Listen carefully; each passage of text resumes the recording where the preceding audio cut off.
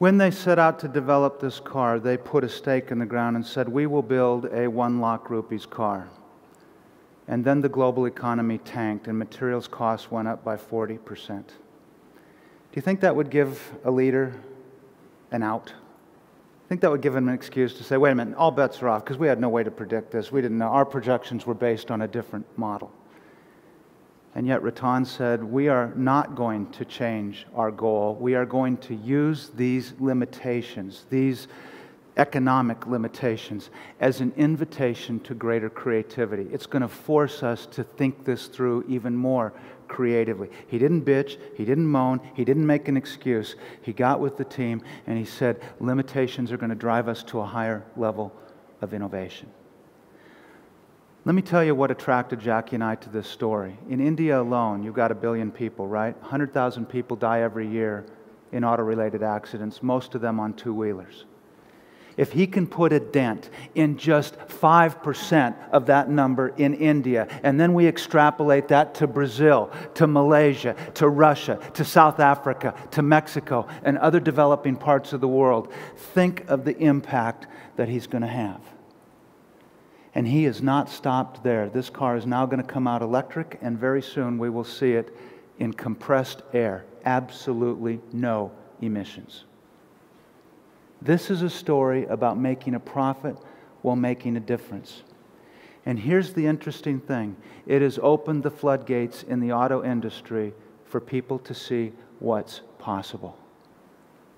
What if you opened the floodgates on value-based reimbursement? What if you were the one to open the floodgates in this industry that said, we've cracked the code, we've figured it out, we're not going to wait for the Supreme Court, we're not going to wait for these things, we're going to get out in front of this and we're going to build it, because it's going to come either tomorrow or down the road. We're going to get out in front of it now, and we're going to be the ones to open the floodgates because somebody had the guts to question the unquestionable.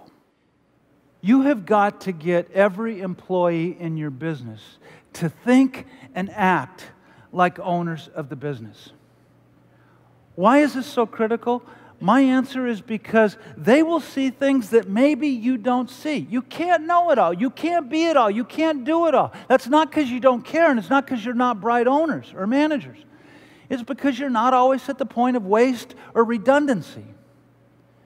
So part of the challenge, I think, in this tough economic time is we got to figure out how do we continually become, we talk about innovation, like Smart Strand Silk. By the way, is that worth applauding here this morning or what?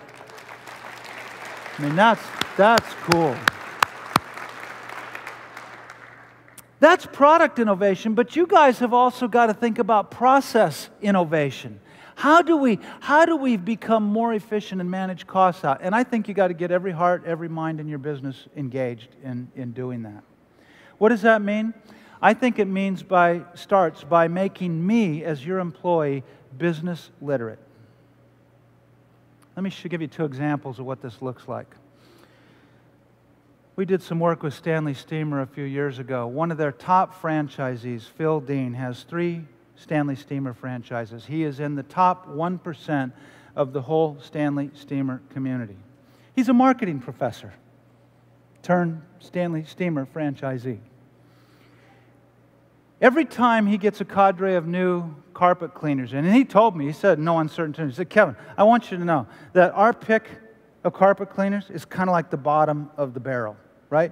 It's like people come to us after they can't get a job anywhere else, right? Because who really wants to go clean carpets? Sorry to say that, but that's his words. He said, we take a whole different approach. We sit them down for a day, and we run them through a rigorous orientation process. 1/3 of that day is how to read a P&L, because we want them to know what our numbers are.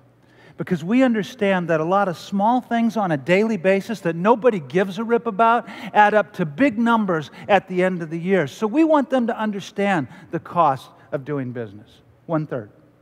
Second third of the day is how critical you are to the customer experience.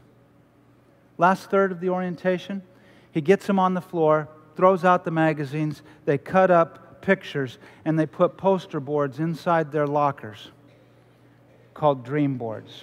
And the whole idea is, how are we going to use this franchise to help you achieve your dreams? Now, I think that's pretty cool.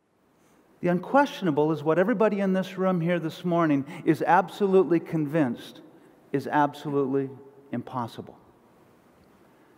Now, if you really look at the disruptors in the world, there are people who were willing to question it. There were people who were willing to ask why, right? 25 years ago, Ted Turner said, why? Why do I only get to watch the news at 6 o'clock and 11 o'clock at night? I travel the world, I've got a complex life. Why can't I watch the news whenever I want to? Built a 24/7 news channel and totally disrupted the industry. IKEA said, why do people have to, buy customized furniture and then wait 12 weeks to get it? Why can't we give it to them this afternoon? And radically disrupted an industry. Mary Kay said, why do women have to buy cosmetics in a store? Why can't we go to them? Why can't we build a party where they can interact with each other while they buy cosmetics? And radically disrupted an industry. Do I even need to talk about this one? Here's the beauty of what he's done. Right? What did he ask? He said, why do people have to buy a whole album? Why can't I just buy the song I want? What's the magic of the iPod? Obviously, it's iTunes. But for your sake, what you need to know is there are a minimum today of 25 health and medical related applications that are on the iPhone today that are empowering me and empowering Jackie to take responsibility for our own health care. Let me give you one example. I'm paying for past sins. I spent my time as a competitive water skier for 30 years, as a kid. I spent a lot of time in the sun. I got all these sunspots. I go in twice a year and tell my primary to get the keg out, put his little thing in, and psst, psst, psst. And some of you have been through that wonderful journey too. Well, today, you know what? I can take a picture of a mole on my skin with the iPhone. I can upload it to a service that will get it back to me immediately and say, yeah, that picture of what you just showed us is high risk, medium risk, low risk, and if it's high risk or medium risk and you want it, we'll give you a referral to a doctor if you don't already have one. One simple example, I doubt Steve Jobs even knew when he created the iPhone that he would radically disrupt the health industry. And yet, I would suggest to you that he is. This is one of the most well-known cardiologists in the world today, Dr. Devi Shetty. Shetty asked, why is it that only 10% of the world's population can afford heart surgery? Why is it that we have 2.5 million people every year in India that need heart surgery, but we only have the capacity to do 80,000 surgeries? Shetty is the founder of the largest cardiac care center in India, one of the largest in the world. Naren Udale Hospital, otherwise known as NH Hospital in Bangalore. It's a 1,000-bed hospital. He's extrapolated that now to 5,500 beds across India. His goal is to get to 30,000 beds. Shetty and his team are doing 7 times more open heart surgeries than our busiest heart centers here in the U.S. You say, well, what's his success rate? Well, how do we measure success in open heart surgery? We measure it by mortality 30 days after surgery, right? His mortality rate is 1.2%, which rates with the best in our country. You say, well, what's his hospital infection rate? His hospital acquired infection rate is 2.8 per 1,000 ICU days. Again, comparable to the best in the world. Here's the deal. He's figured out how to do open heart surgery for less than $2,000. And of course, some of you in this room are going to say, well, obviously, in India, you got cheap labor. You know what? I'm not going to tell you that doesn't have something to do with it. But I would suggest he's buying the same medical equipment from GE that you're buying. He's buying the same supplies that you're buying. This is not about cheap labor. This is about radical process innovation. And here's what I find very interesting. He has just partnered with Ascension Health to build a 2,000-bed cardiac center in the Grand Cayman Islands, which is a 60-minute flight from Miami. Do you think that what they're doing there might have the potential to disrupt what we think is possible here?